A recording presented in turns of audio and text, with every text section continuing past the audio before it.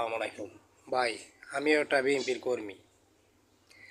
আমি বিএনপির আওয়ামী লীগ ফ্যাসিস্টবাজ মাগি থাকাকালে 12-14টায় সমাবেশ বড় বড় অংশগ্রহণ করছি। ময়মনসিংহ বিভাগীয় সমাবেশে অংশগ্রহণ করছি।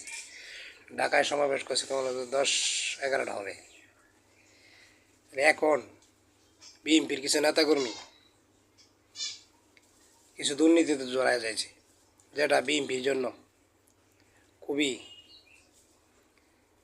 লজ্জার বিষয় এবং খারাপ হইতেছে। এটা আমি তারেক রহমানকে বলবো, ভাই আপনি বাংলাদেশের কিছু গোপনে লোক লাগায় দেখেন, আপনি সব নেতাকর্মী কি সঠিক আছে না কিছু নেতাকর্মী বেপক আছে। অন্যের জমি দখল করতেছে, বাজার দখল করতেছে, ফ্যাক্টরি দখল করতেছে, চাঁদাবাজি করতেছে।